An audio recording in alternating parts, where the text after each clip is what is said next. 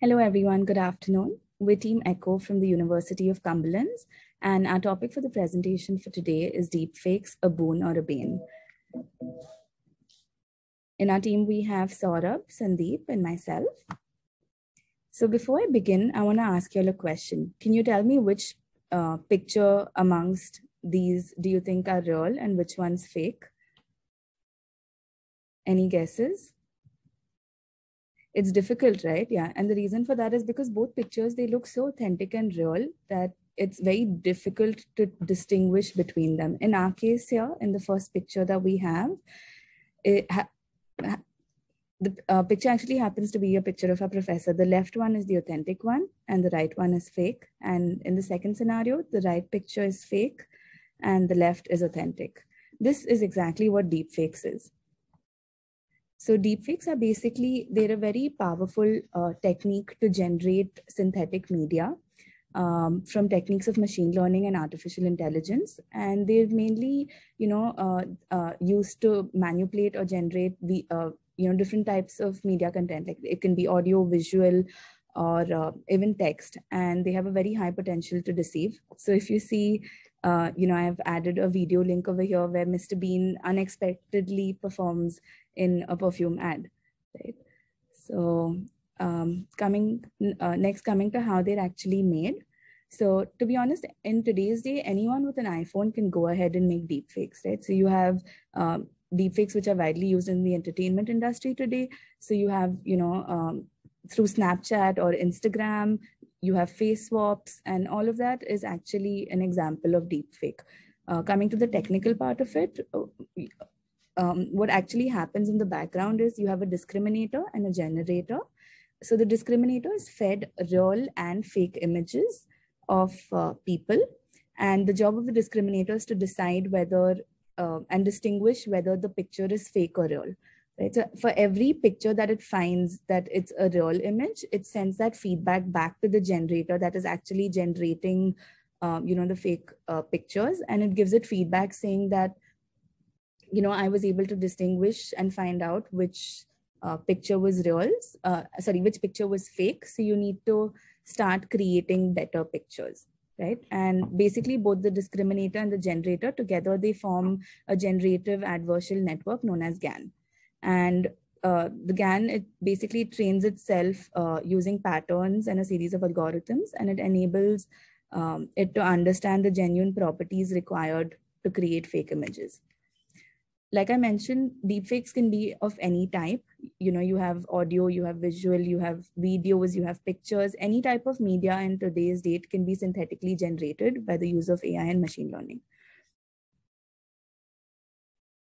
So the main issue right now basically is that deepfakes have a very negative image in the society today because, of the notorious uses that they used for, right? And through our paper, we are going to attempt to navigate through both the benefits and the negative aspects of deepfake in order to determine whether eventually is this technology causing more harm than problem solving, and whether companies should continue investing in this technology or not. Right. So and I'm going to talk about our hypothesis now. So artificial intelligence technology to many is very scary, right? It's full of ethical dilemmas and there are uncertain, future applications, right? Perhaps I think one of the most alarming possibilities that AI has created is deepfakes. Right? And deepfakes, they undermine the credence in any information that we see. They also present plenty of opportunities for misconduct and, malicious use, right? And to be honest, it's hard to trust deepfakes, right? But we believe that any technology can be both a boon or a bane, and that's what we want to find out through our analysis, right? In order to do this, what we're going to do is we're going to look at both the pros and the cons of deepfakes and all literary research that is done before in order to determine whether we should continue to invest in deepfakes. So I'm going to talk about the pros. So deepfakes have a lot of pros, which is actually surprising to a lot of people because, you've normally heard of it being in used for bad things. So the best use that it has currently is in the medical industry. Data and privacy has always been an issue in the medicine industry, right? Just by knowing the person's SSN and birth date, you can find out a lot about the people. You can find out a lot about personal data about anyone, right? So in medicine specifically, you can use deepfakes to actually create patient profiles, and that can also be used in research and clinical trials, wherein you're actually getting the results you want without affecting real users, right? And that's going to be a big breakthrough for many issues, especially like cancer research and things like that. Another very interesting use is in accessibility. In fact, Microsoft has Seeing AI and Google's Lookout. They use synthetic voice to narrate objects and people, to the world, right? So it really helps people who are who are challenged in ways, and it brings them a lot of possibilities. I mean, it brings a lot of options to do a lot of things, right? Another very interesting accessibility device that is already in the works is the cane controller. It's basically a haptic cane that uses simulation and cane interaction to enable visually impaired people to actually participate in the virtual reality world, right? And I mean, it is a breakthrough to just think about, someone who's blind to actually be able to see things in the virtual reality and experience what virtual reality is. Another breakthrough that, is that deepfakes is used in is the education industry, wherein, it can really change the way teachers teach. You can have, live content created from history, which is very boring. And, like students would really like to learn about it.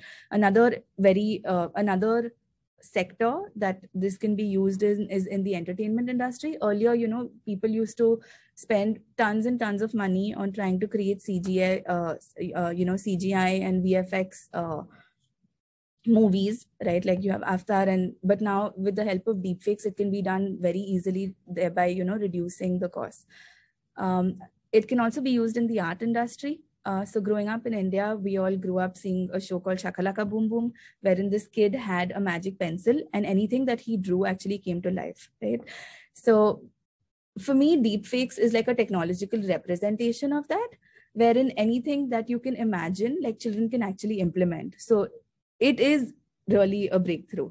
Apart from that, deepfakes is actively used in unifying global audience. It's used in creating training sets to, train your AI models. It can also be used to bring pictures to life for people who, are no more and you wish to see. I did that for my dad and I know he couldn't stop crying. And it's also drastically used to reduce marketing costs, right? Coming to the cons, while there are great pros, like I said, it's, deepfakes currently is used mainly for, is known mainly for its notorious behaviors. Like you have fake news, and what this does is it puts pressure on journalists, to distinguish between real and fake. And it can also jeopardize national security, especially during elections wherein, there are fake propagandas released. It undermines public confidence and government information. And, it raises trust issues. You don't know if what you're seeing is true or fake, right? And it also has cybersecurity concerns for individuals and businesses. Like your own identity, you don't know how it can be used and in what videos, right? So, just thinking based on the research that we did and talking through the pros and the cons, what we realized, what we were trying to understand is, why is deepfakes actually a problem, right? What constitutes the problem? The main problem is that you can't distinguish between real and fake, right? So if we're able to distinguish between real and fake content, if there are, if there are maybe technologies to take care of that, or there are basically if there are technologies to take care of that, then definitely this is a technology that we should continue researching in, right? And maybe if there are regulations in place also. So this is something that we'll determine and see if there are ways to distinguish between real and synthetically created media in our literature review. Over to the next team member. Hi, my name is Sandeep Kothra. I'm from Team Echo, continuing the research forward with DeepFake. DeepFake consists of two AI competing against themselves. It's like a game where one neural network improves the performance of the other neural network. Deepfake is more important than the conventional image-to-image translation. Yes, the fundamental idea behind image translation is to alter some elements of the input images while maintaining the integrity of the other features.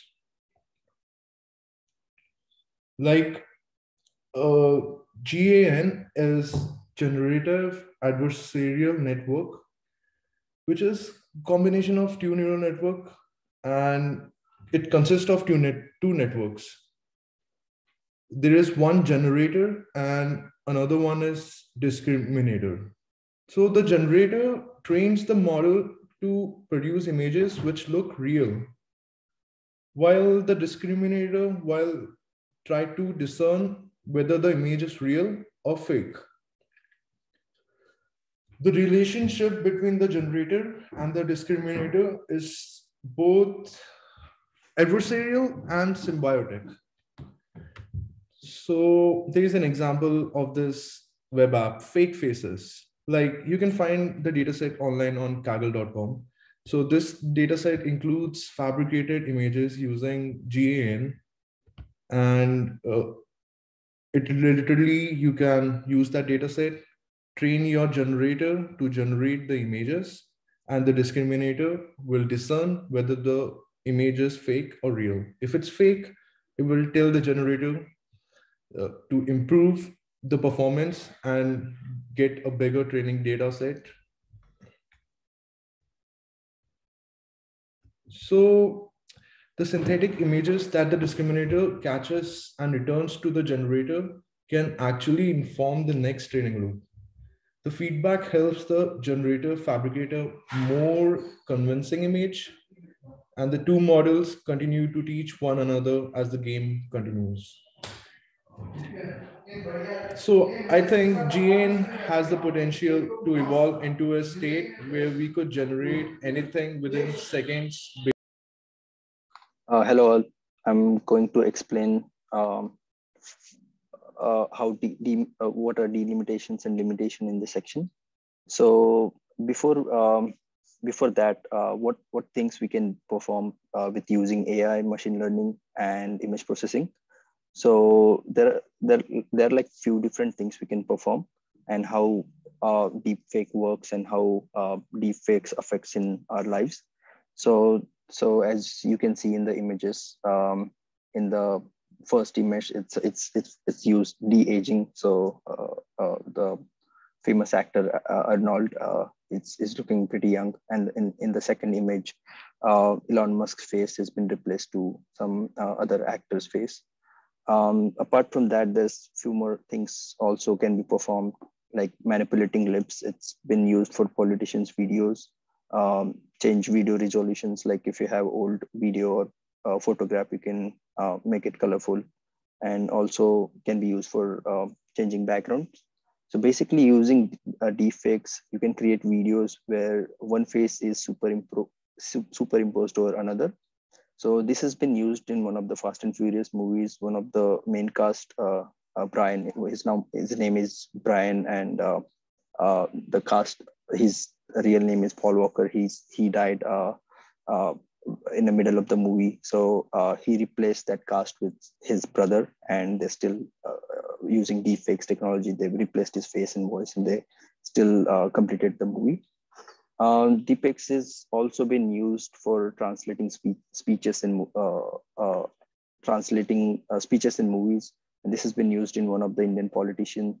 So he translated his speech to some other languages in order to all of the people from other regions and areas will understand him. Yeah, the next slide, please.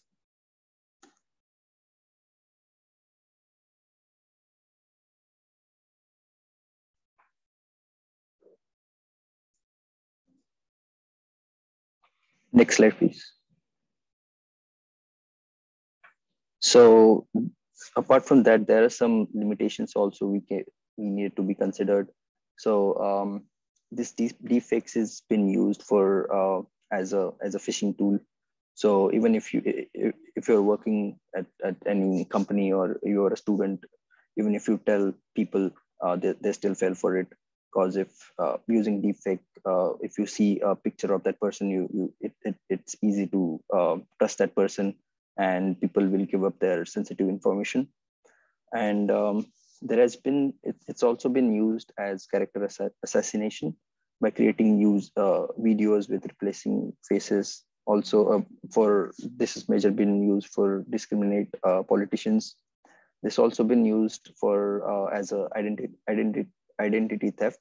So let's say there is a bank who only uses a visual authenticator.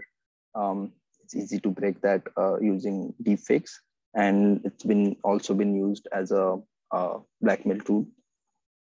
Next slides are going to explain by Sandeep.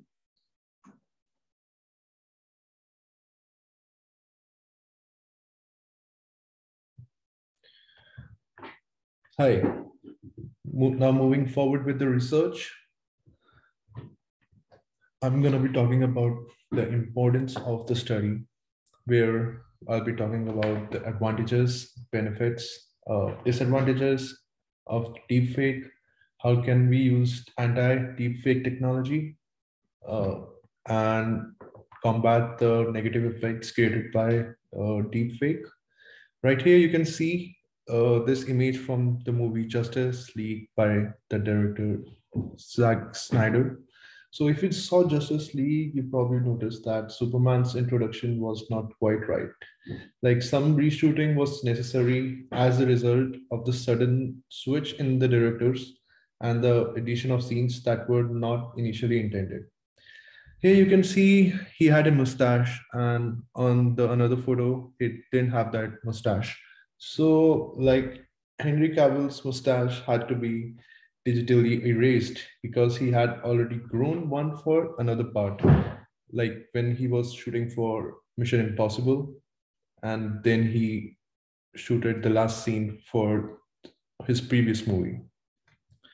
So yes, now you know what deepfake is, what it can do. I'll talk about the benefits of deepfake, like improved omni-channel campaigns. Like a marketer for any company can purchase the license for a person's identity. So old videos of this person can be used to fabricate a new fake video with a dialogue from a screenplay.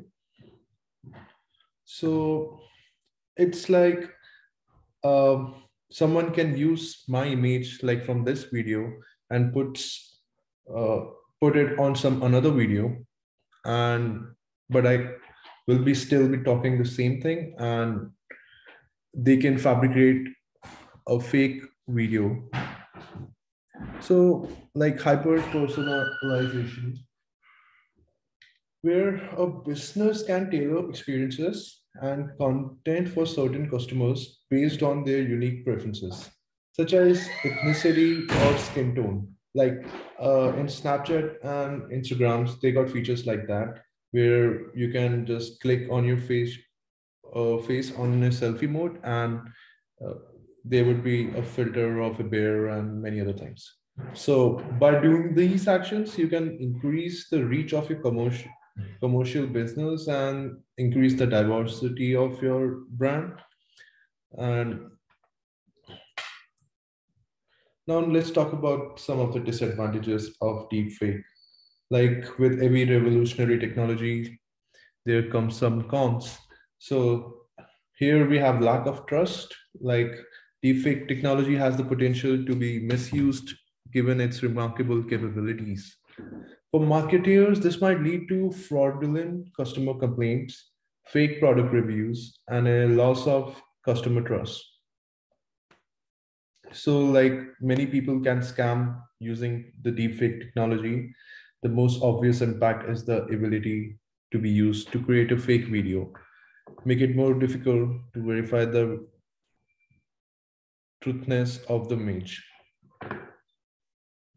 So, next is how deepfake makes profits. An audience that is more and more dependent on commercial media platforms for information consumption, processing, and communication. So,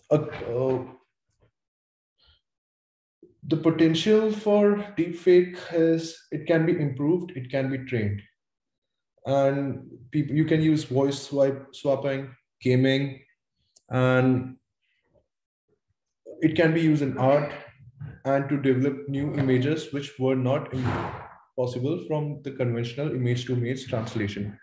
So the emergence of potent AI algorithms that can create videos that appear to be real, that time is here, and we can actually train this models right now. Ventriloquism is something like voice swapping, which allows one to alter or mimic the voice of another individual. Additionally, it creates intriguing new opportunities for virtual assistants like Alexa. In gaming, more like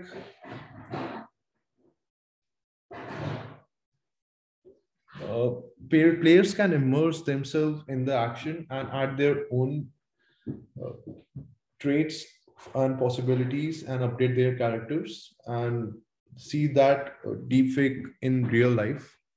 And Hello again. So I'm going to discuss what researchers have been done on deepfakes. So researchers have been working to find ways to detect deepfakes. Um, so one of the source of detection is Windows Video Authenticator. This has been recently used. This has been used by Facebook, and this is so effective, and it has really good hit rate to detect deepfakes. So a lot of other social media platforms are also trying to implement that.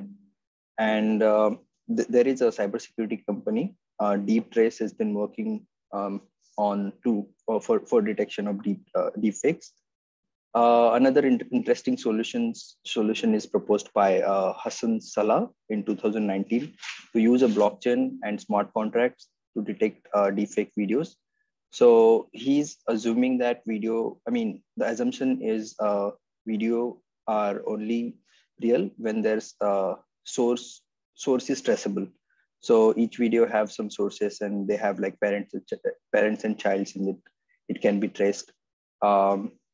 Also, there is a scientist from Cornell researched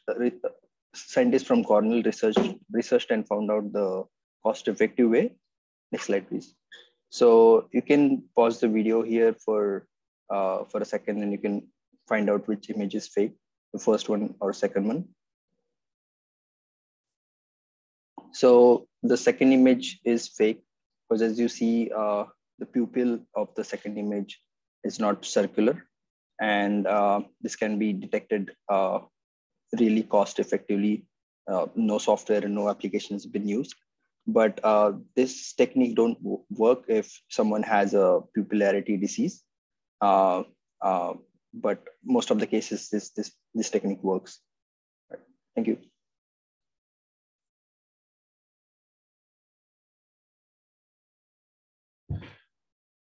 so now concluding the presentation, to assist us properly identifying a deep fake image, create educational content, and raise awareness, numerous firms are working to improve the detection algorithm. Most of the negative effects of the deep fake technology can be mitigated by regulating the content that is made available as a result of its use and assessing its validity through the image pipelining process. So deepfake is definitely a boon.